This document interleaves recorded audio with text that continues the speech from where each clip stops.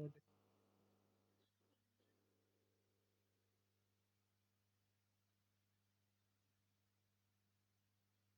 దేవుని పరిశుద్ధ నామానికి మహిమ కలుగును గాక. అందరూ దేవుని స్తోత్రం చెల్లిద్దాం. హల్లెలూయా, హల్లెలూయా. దేవునికి మహిమ కలుగును గాక. అలాగే చేరు వచ్చిన మీ అందరూ కూడా ప్రభు పరిశుద్ధ నామములో అందరికి వందనాలు. వచ్చిన యవనస్తులు కూడా వందనాలు. మంచిగా దేవుని సన్నిధికి వచ్చారు. దేవుడు మనం దీవించును గాక. కొద్దిసేపు దేవుని వాక్యం ధ్యానం చేసుకుందాం. మన పరిశుద్ధ గ్రంథం బైబిల్లో నుంచి నిన్న చెప్పాను నేను. ఈ 40 దినాల పాటు యోహాను సువార్త మనం ధ్యానం చేసుకుంటాం. ఆ దేవుడిచ్చిన ఆలోచన ప్రకారం మనము చెప్పుకుంటూ ముందు కొనసాగుదాం. నిన్నటి దినాన మనం ఆది యందు వాక్యం ఉండెనని, వాక్యం గురించి కొన్ని మాటలు ధ్యానం చేసుకున్నాం. వాక్యం ఎక్కడ ఉంటుందో, వాక్యం అంటే ఏమిటో, దేవుని నోటి నుంచి వచ్చే వాక్కు ఆ వాక్యం అని కొన్ని విషయాలు మనం ధ్యానం చేసుకున్నాం.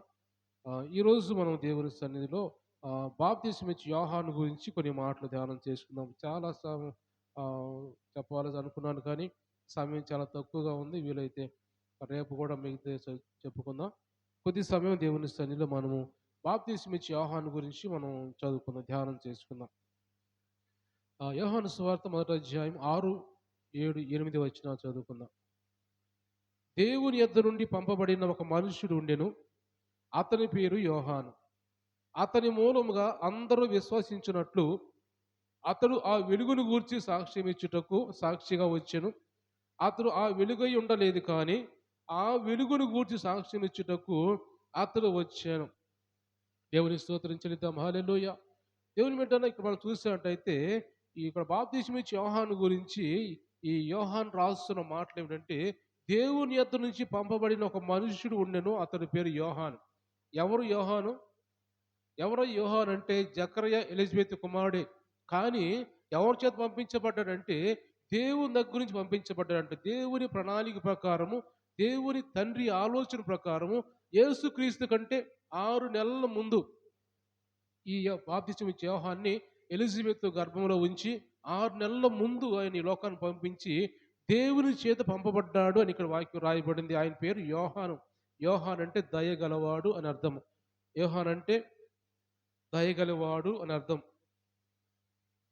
మనం చూసినట్టయితే ఈ యోహాను ఎందుకు వచ్చాడు ఈ లోకానికి, ఎందుకు దేవుడు ఈ లోకానికి యోహాను పంపించాడు అని గమనించినట్టయితే, అతని మూలముగా అందరూ విశ్వసించినట్లు అతడు ఆ వెలుగును గురించి సాక్ష్యం ఇవ్వడానికి పంపించాడంట. వెలుగును గురించి సాక్ష్యం ఇవ్వడానికి. నిన్న ఒక మాట ధ్యానం చేసుకున్నాం. యేసుక్రీస్తుకు ఒక పేరు ఏమిటంటే వాక్యము. వాక్యం అంటే యేసుక్రీస్తు అని చెప్పుకున్నాం. మరొక పేరు ఏమిటంటే వెలుగు. వెలుగన్నా కూడా ఆయనకి మరొక పేరు యేసు ప్రభుకి. అంటే ఒక పేరు కాదు, యేసు ప్రభు చాలా రకరకాల పేర్లు ఆయనకు పెట్టబడి ఉంటాయి. జ్ఞానం అంటే యేసు ప్రభువే, యెహోవా దూత అంటే యేసు ప్రభువే. చాలా రకాల పేర్లు ఆయన గురించి మనం ధ్యానించుకుంటూ ఉండవచ్చు. అయితే వెలుగుని గురించి సాక్ష్యం ఇవ్వడానికి బాప్తిసం ఇచ్చే యోహాను ఈ లోకానికి పంపబడ్డాడంట. అయితే యోహాను వెలుగుని గురించి ఏం ప్రకటిస్తున్నాడు, ఏం వివరిస్తున్నాడు అంటే, వెలుగంటే ఎవరు? యేసు ప్రభు. ఆ వెలుగు గురించి ఏం మాట్లాడుతున్నాడయ్యా అంటే, మనం ఆ అధ్యాయంలోనే 19వ వచనం నుంచి మనం చదువుకున్నట్టయితే, నీవెవడవని అడుగుటకు యూదులు యెరూషలేము నుండి యాజకులను లేవీయులను యెహోవా వద్దకు పంపించినప్పుడు అతనిచ్చిన సాక్ష్యం ఇదే. అతడు ఎరుగుననక ఒప్పుకొనెను, క్రీస్తును కానని ఒప్పుకొనెను. కాగా వారు, మరి ఎవరు, నువ్వు ఏలియావా అని అడుగగా అతడు కాననెను. నీవు ఆ ప్రవక్తవా అని అడుగగా కానని ఉత్తరం ఇచ్చాను. కాబట్టి వారు, నీవెవరము, మమ్ము పంపిన వారికి మేము ఉత్తరం ఇవ్వవలెను గనుక నిన్ను గూర్చి నీవేమి చెప్పుకొనుచున్నావని అతన్ని అడిగిరి. అందుకు అతడు, ప్రవక్త అని యెషయా చెప్పినట్టు నేను ప్రభు త్రోవ సరళము చేయుడి అని అరణ్యములో వెలుగుతూ ఒకని శబ్దము అని చెప్పాను. దేవుని స్తోత్రం చెల్లిద్దాం. హల్లెలూయా. ఇక్కడ బాప్తిసం ఇచ్చే యోహాన్ని కొంతమంది యూదులు యెరూషలేము నుంచి యాజకులను లేవీయుల్ని ముఖ్యులను పంపించారు. బాప్తిసం ఇచ్చే యోహాను వచ్చి యోర్దాను నది దగ్గరకు వచ్చి బాప్తిసాలు ఇస్తూ ఉన్నాడు. అరణ్య ప్రాంతంలోకి వెళ్ళి యోర్దాను నది సమీపంకి వెళ్ళి ఆ నదిలో బాప్తిసాలు ఇస్తున్నప్పుడు ప్రజలందరూ కూడా ఆశ్చర్యపోతూ ఉన్నారు.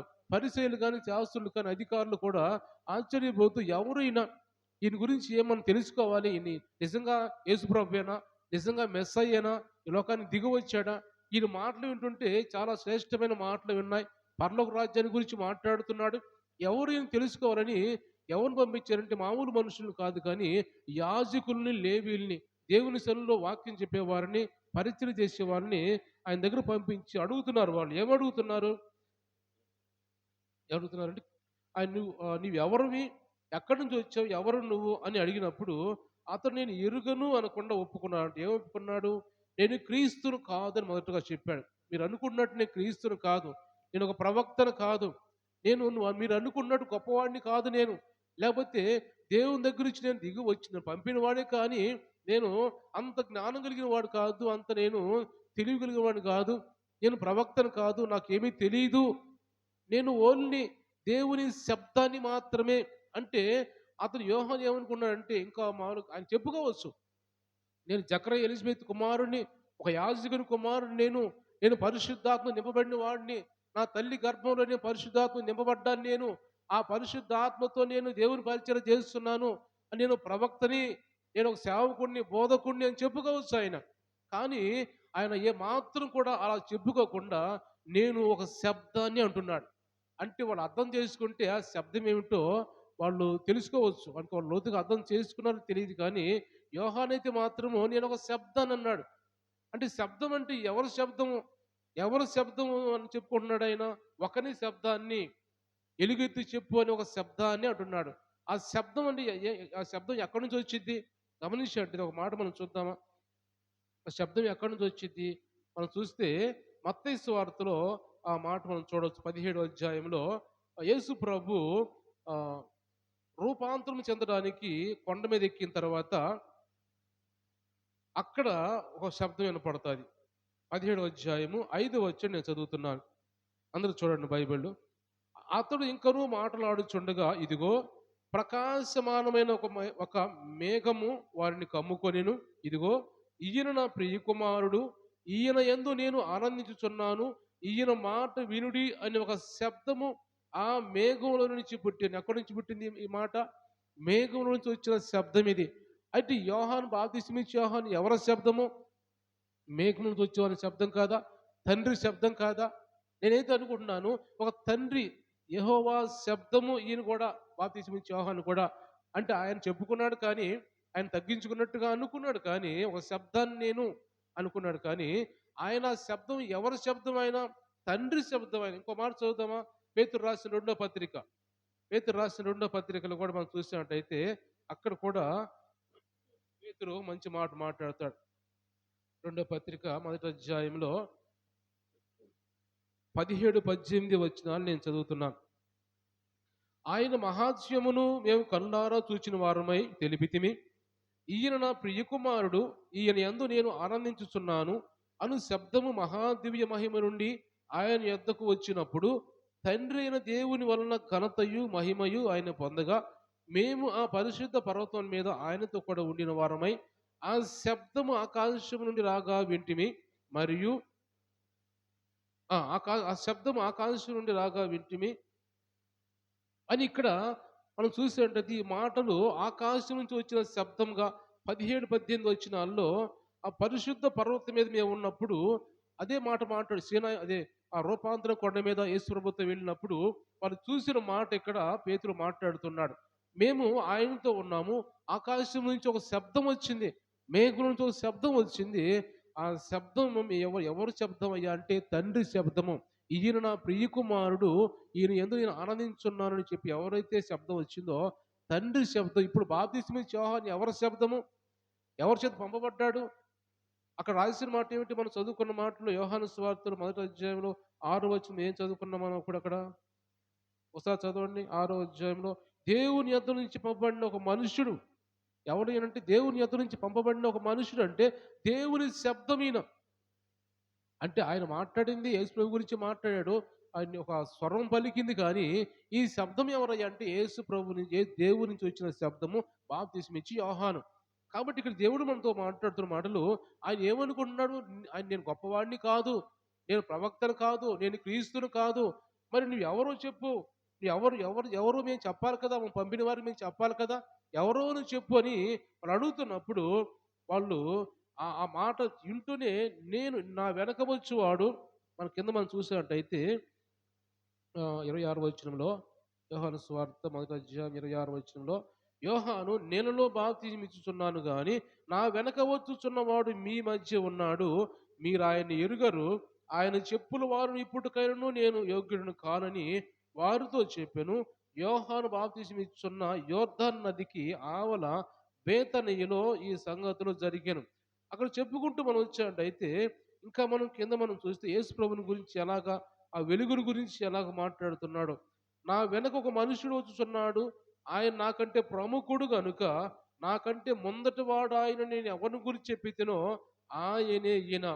అంటే ఇంక పైన మనం చూస్తే, ఇదిగో లోక పాపములు మోసుకొని పోవు దేవుని గొర్రె పిల్ల. అంటే యేసుప్రభుని గురించి ఎంత సాక్ష్యం ఇస్తున్నాడంటే, ఆ వెలుగుని గురించి ఏ సాక్ష్యం ఇస్తున్నాడంటే, ఈయన లోక పాపాలు మోసుకుపోవడానికి వచ్చిన దేవుని గొర్రె పిల్ల, ఈయన నాకంటే ప్రముఖుడు, నాకంటే ముందటివాడు. అంటే ఆయన తర్వాత జన్మించినా కానీ, బాప్తిస్మ యోహాను ముందు జన్మించాడు, 6 నెలల ముందు జన్మించిన యేసు ప్రభు కంటే, అయినా కానీ ఏమంటున్నాడంటే నాకంటే ముందటివాడు. ఎందుకు ముందటివాడు అంటున్నాడు? యేసు ప్రభు అని, ఆయన క్రీస్తు అని ఆయనకు తెలుసు, ఆయన పరలోకం నుంచి వచ్చాడని తెలుసు, ఆయన ఎప్పుడో ఆదియందు ఉన్న దేవుడు అని తెలుసు ఆయనకి. ఎప్పటి నుంచో ఉన్నవాడు, ఆ మనుషులు సృష్టి పుట్టక ముందే, లోకం పుట్టక ముందే ఉన్నవాడని తెలుసు కాబట్టి నాకంటే ముందటివాడు ఆయన అని బాప్తిసం ఇచ్చే యోహాను యేసుక్రీస్తు గురించి మాట్లాడుతున్నాడు. అంటే ఆయన ఎక్కడ కూడా హెచ్చించుకోకుండా, ఎక్కడ కూడా నేను తగ్గాలి, ఆయనే హెచ్చాలి. ఎందుకంటే ఆయన దేవుని కుమారుడు కాబట్టి అన్ని విషయాలు నేను తగ్గాలి, ఆయన మాత్రమే హెచ్చించబడాలి అని బాప్తిసం ఇచ్చే యోహాను యేసు ప్రభువుని గురించి సాక్ష్యం చెబుతూ ఉంటాడు. కాబట్టి దేవుని వెంటనే గమనించినట్టయితే, ఇక్కడ బాప్తిసం ఇచ్చే యోహాను ఆయన ఆయన ఈ లోకానికి వచ్చిన తర్వాత, లోకంలో జన్మించిన తర్వాత, ఆయన బాప్తిసం పొందిన తర్వాత, పెద్దవాడైన తర్వాత ఆయన ఏమి తింటున్నాడు, ఎలా ఎలా మనం ఆయన గురించి ఏమి నేర్చుకుంటున్నాం ఈరోజు? బాప్తిసం ఇచ్చే యోహాను గురించి ఏమి నేర్చుకుంటున్నాం ఈరోజు మనం అంటే, బాప్తిసం ఇచ్చే యోహాను ఒక మంచి ధనికుల కుటుంబంలో ఉన్నవాడే. జకర్యా ఎలిజబెత్ కుమారుడే, మంచిగా అన్ని సమృద్ధిగా ఉన్న కుమారుడే, ఇంట్లో ఉన్న కుమారుడే. కానీ ఆయన తినటానికి ఉండి, కట్టుకోవడానికి ఉండి, బట్టలన్నీ మంచి మంచి బట్టలు కట్టుకోవాల్సిన అది అర్హత ఉంది. కానీ ఆయనకి, ఆయన అడవిలోకి వెళ్ళి, అరణ్యములోకి వెళ్ళి, నాకు ఈ లోక సుఖాలు వద్దు, ఈ లోక సంబంధించిన అవసరం లేదు, నాకు నాకు దేవుడు కావాలి, దేవుడు నేను కనపరచాలి అని అడవి తేనె తాగుచు, అడవిలో మిడతలు తింటూ, ఒంటి రోమం, ఒక వస్త్రం లేకుండా ఒంటి రోమం అలా కట్టుకొని, తోలు దట్టి కట్టుకొని, మొలకి తోలు దట్టి కట్టుకొని, ఈ విధంగా బట్టలు లేకుండానే ఏదో అడ్డం పెట్టుకొని బట్టలు, అంటే దానికి అది ఏం అర్థం చేసుకోవాలంటే, ఈ లోక సంబంధించిన దాని మీద ఆయన దృష్టి పెట్టలేదు. పరలోక రాజ్యం నాకు ఒకటి ఉంది, ఆ పరలోక రాజ్యం నేను వెళ్ళాలి, నన్ను పంపిన దానికి నేను సమాధానం చెప్పుకోవాలి. నేను ఒక రోజున దేవుడు నన్ను అడుగుతాడు, నేను ఈ లోకాన్ని పంపించాను, నిన్ను ఏం చేసావు అంటాడు. కాబట్టి నేను ఒక రోజు నేను సమాధానం చెప్పాలి. కాబట్టి ఈ లోక సంబంధించిన వాటి మీద నా దృష్టి ఏం పెట్టను నేను. నాకంతా నాకు దేవుని వైపు నేను చూడాలి, దేవుని రాజ్యాన్ని నేను కట్టాలి అని ఆయన లేచిన దగ్గర నుంచి కూడా పరలోక రాజ్యాన్ని గురించి, మీరు పశ్చాత్తాపడండి, మారు మనసు పొందండి, దేవుని రాకడ సమీపంగా ఉంది, కాబట్టి మీరు త్వరగా రక్షణ పొందండి అని బాప్తిసం ఇచ్చే యోహాను యేసు ప్రభుని గురించి, ఆ వెలుగుని గురించి ప్రకటిస్తూ ఉన్నాడు. ఆ వెలుగుని గురించి, ఆయన వెలుగు కాదు కానీ వెలుగుని గురించి ప్రకటించడానికి వచ్చాడంట ఆయన. కాబట్టి దేవుని చేత పంపబడిన మనుషుడు, నేను అతని పేరు యోహాను, అతని మూలముగా అందరూ విశ్వాసం పొందే విధంగా, ఎవరు వస్తున్నారు? అందరూ విశ్వాసం పొందే విధంగా ఆయన వస్తున్నారు. చాలా మంది బాప్తిసం పొందుతున్నారు అనేమో తెలుసుకుంటూ ఉన్నారు. నా వెనుక ఒక వస్తున్నాడు, ఒక ఆయన వస్తున్నాడు, ఆయన చెప్పుల వారు నేను విప్పడానికి కూడా నేను యోగ్యుడిని కాదు నేను అని ఆయన హెచ్చిస్తూ ఉన్నాడు, ఆయన్ని కనపరుస్తూ ఉన్నాడు. తర్వాత మన వాక్యాలు ఇంకా చూసుకుంటూ పోతే, ఆయన దగ్గర ఉన్న శిష్యులను కూడా, ఇదిగో నేను కాదు, ఇదిగో నడిచిపోతున్నాడు చూడండి, ఆయన ఈ లోకానికి వచ్చిన దేవుని గొర్రె పిల్ల అని ఆయన యేసు ప్రభుని గురించి మాట్లాడతాడు. వెంటనే ఆయన శిష్యులు వెళ్ళి ఆయన్ని వెంబడిస్తారు, యేసు ప్రభుని వెంబడించే వారిగా ఉంటారు. అంటే ఎందుకు బాప్తిసం ఇచ్చే యోహాను పుట్టాడు అంటే, తండ్రుల హృదయాన్ని పిల్లల వైపునకు, పిల్లల హృదయాన్ని తండ్రి వైపునకు తిప్పి, అవిధేయులను నీతిమంతుల జ్ఞానాన్ని అనుసరించడానికి, అవిధేయులైపోతున్న వారు, పాపంలో ఉన్న వారిని నీతిమంతుల జ్ఞానాన్ని అనుసరించడానికి యోహాను ఈ లోకంలో జన్మించాడని దేవుని వాక్యం మాట్లాడుతుంది. కాబట్టి బాప్తిసం ఇచ్చే యోహాను ఎందుకు జన్మించాడు అంటే, అనేక మందిని రక్షించడానికి, దేవుని వైపు నడిపించడానికి, దేవుని వైపు త్రిప్పడానికి. ఈరోజు దేవుడు మనతో మాట్లాడుతున్న మాట ఏంటంటే, మనం కూడా దేవుడు ఎందుకు రక్షించాడు, ఎందుకు ఆయన ఆయన పిలుచుకున్నాడు అంటే, మనం కూడా ఆయన వైపు కొంతమంది నడిపించడానికి, ఆయన సన్నిధి కొంతమంది నడిపించడానికి, ఆయన్ని హెచ్చించడానికి. ఈయన నాకంటే ప్రముఖుడు. ఈ రోజున చాలా మంది కూడా చెప్పడం కాదు కానీ చాలామంది సేవకులు పెద్దవాళ్ళు కూడా ఏమనుకుంటారంటే కొంతమంది వాళ్ళని వాళ్ళు కొంతమంది హెచ్చించుకుంటూ ఉంటారు. కానీ దేవుడిని హెచ్చించే విధంగా చాలామంది ఉండరు. అందరు కాదు కొంతమంది ఉండరు. కాబట్టి అలాంటి వారి గురించి కూడా దేవుడు మాట్లాడుతూ అలా చెప్పుకోకూడదు మనము. మనం దేవుడిని మనం గనపరచాలి. మాకంటే ఘనుడాయన, మాకంటే ఉన్నతుడాయన. మేమేదో ఇప్పుడు నిలబడి మాట్లాడుతున్నాం కానీ మమ్మల్ని ఏర్పరుచుకుందాయన, పంపినవాడాయన, మా నోట వాక్కు ఉంచినవాడాయన. ఇప్పుడు ఆయన లేకపోతే మనం ఎక్కడున్నాం? ఆయన రక్షించకపోతే మనం ఎక్కడున్నాం మనము? అన్నీ ఆయనే కాబట్టి ఆయన్ని మనం గనపరిచే విధంగా ఉండాలి. ఇక్కడ యోహాను చేస్తున్న పని కూడా అదే. ఆయన్ని గనపరుస్తున్నాడు.